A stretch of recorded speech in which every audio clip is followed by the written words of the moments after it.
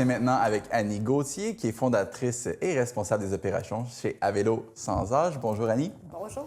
Merci d'être là avec nous aujourd'hui. On sent un peu l'effervescence du printemps qui arrive. Parlez-nous de ce que vous offrez aux personnes de la région. Alors oui, le printemps s'en vient, donc on est en pleine préparation pour les balades qu'on offre.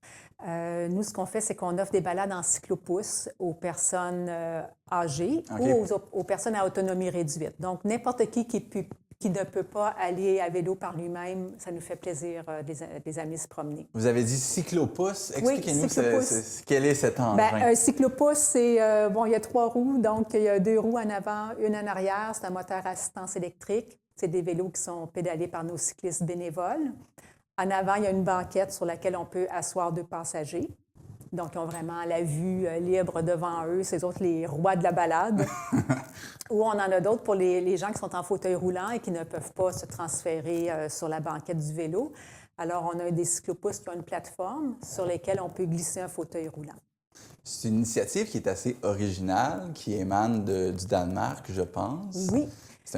Parlez-nous d'où c'est venu l'idée d'implanter ça au Québec. Alors, moi, j'avais vu passer ça sur les réseaux sociaux, là, quand même, il y a plusieurs années. En 2012, ça a été fondé au Danemark, puis ça fait des petits à travers le monde. Je sais qu'au Canada, il y a quand même une centaine d'antennes à vélo sans âge, mais au Québec, on n'en avait pas. Alors, je voyais souvent passer sur les réseaux, je disais, OK, là, il est temps qu'on en ait chez nous aussi, parce que ça a l'air très généreux de ma part, mais dans le fond, je veux préparer ma propre vieillesse. Je veux qu'on puisse m'offrir des balades à moi aussi quand je serai plus capable de pédaler. Donc, c'est un service qui rejoignait vraiment mes valeurs. Je suis une amoureuse de vélo, de nature et d'inclusion sociale. Donc, c'était parfait pour moi là, de démarrer ça dans ma région. En effet, puis, on parle d'avoir une qualité de vie quand on vieillit. En quoi ce service-là, qui est gratuit en passant, permet aux personnes de mieux profiter de leur temps? Les bienfaits sont nombreux. Juste pouvoir sortir dehors, sentir l'air sur notre visage, sentir le soleil, sentir les odeurs des lilas en fleurs, le printemps, c'est toutes des sensations qu'on va rechercher là, lors d'une balade en vélo.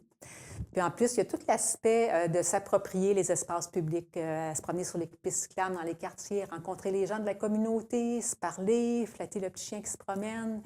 C'est tout, c'est se sentir qu'on vit, qu'on n'est pas juste dans notre petit milieu en CHSLD. On fait partie de la société, c'est ça? C'est ça, qu'on fait partie de la société. J'imagine qu'il y a des personnes aînées qui sortent de leur résidence, restaurant, reviennent aux résidences, qui passent pas beaucoup de temps à l'extérieur. C'est ça. On embarque dans l'auto, on va à un endroit, on embarque dans l'auto, mais là, c'est complètement une autre expérience qu'on leur offre. Avez-vous une histoire en tête d'une personne qui a vraiment bénéficié de ça, là, qui, par exemple, vous aurait dit que c'était un moment que ça fait longtemps qu'elle n'aurait pas vécu? Bien, j'ai peut-être 2 histoires en particulier à vous raconter. Le printemps dernier, une des premières balades que j'ai offertes, quand on est revenu, je demande à la dame qu'est-ce qu'elle a apprécié, puis elle me dit vraiment, ça fait tellement longtemps que je n'ai pas vu le printemps en fleurs. Alors, c'est dans la période des lilas et des pommiers, tout ça. Puis je dis, c'est vrai, c'est rare si on ne va pas se promener là, dans les rues, on sent pas toutes les odeurs du printemps. Puis, on a un autre monsieur aussi qui était au CHSLD. Puis là, c'est dans les premières fois qu'on l'amenait en balade. Et là, on passe devant sa maison. Il dit « Hey, c'est chez moi, ça! » Alors, on est allé cogner, sa femme était là. Puis, c'est devenu vraiment un rituel. À chaque fois qu'il y avait des balades, il fallait qu'on aille passer devant sa maison. Là, ça lui permettait de rencontrer ses voisins des décennies où il habitait dans ce quartier-là. Là. Donc, reconnecter avec son voisinage. Donc, encore là, sentir qu'on fait partie de la communauté. Les balades, ça dure combien de temps? On s'adapte aux capacités des gens qui l'utilisent. Donc, en général, ça va être entre 30 minutes et 1 heure. C'est sûr que les gens CHSLD ont souvent 30-45 minutes, ça va être suffisant. Puis aussi, c'est qu'on veut pouvoir offrir des balades à plusieurs personnes lors d'une avant-midi ou d'un après-midi.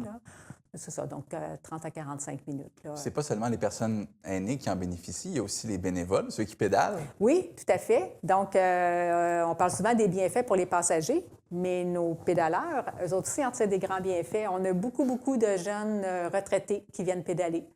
Alors, ils viennent, on rêve tous un petit peu de la retraite, mais une fois qu'on a fait nos rénovations, qu'on s'est occupé de notre jardin, qu'on a fait le tour du monde 3 fois. On a fait notre voyage de rêve, donc on commence à sentir qu'on a besoin de se sentir utile, Oui, c'est vrai. de revoir du monde. Alors, les bénévoles viennent eux-mêmes briser leur propre isolement social, ils viennent se remettre en forme, développer un sentiment d'utilité sociale, faire partie de la communauté. Donc, c'est tous les bienfaits que les bénévoles en retirent.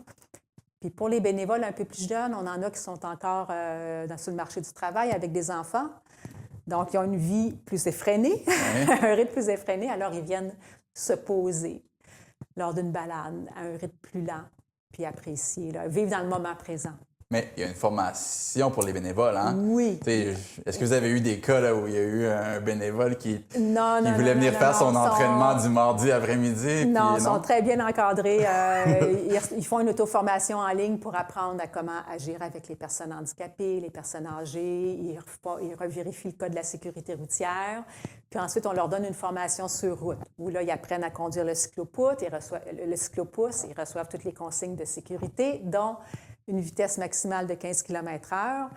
Ils ont des trajets sécurisés sur lesquels ils doivent circuler. On ne se promène pas n'importe où avec les cyclopouces. On veut que ça soit dans des quartiers paisibles, des endroits où on se sent en sécurité.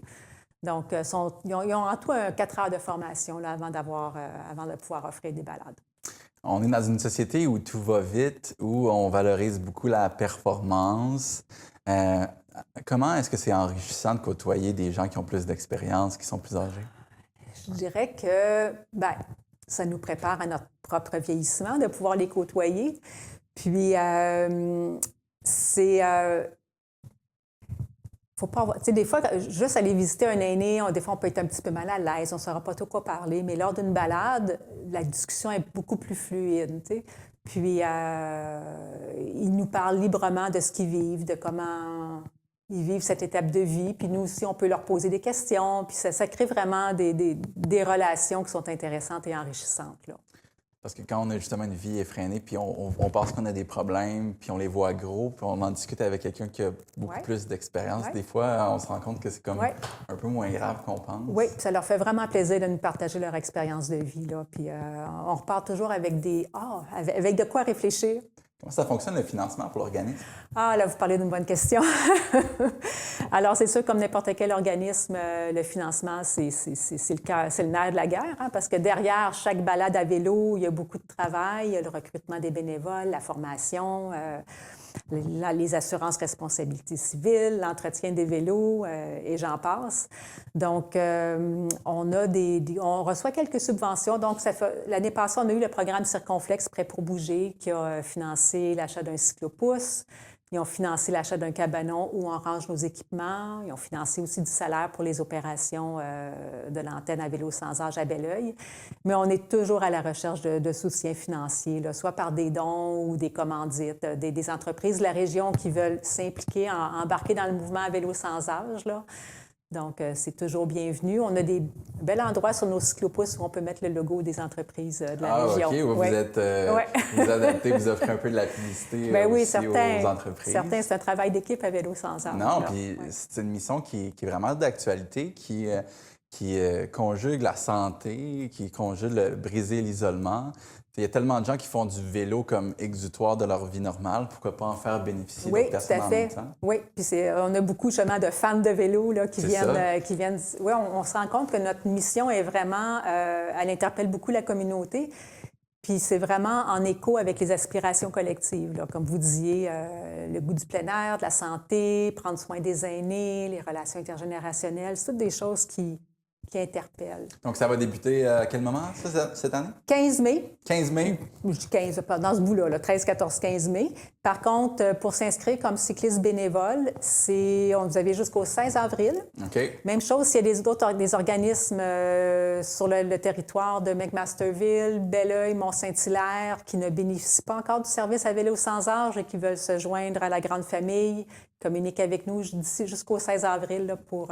Puis on va mettre le site web à l'écran. Parfait. À vélo sans âge vr.ca. Également, si vous voulez faire des contributions à l'organisme, vous inscrire ou simplement avoir plus d'informations.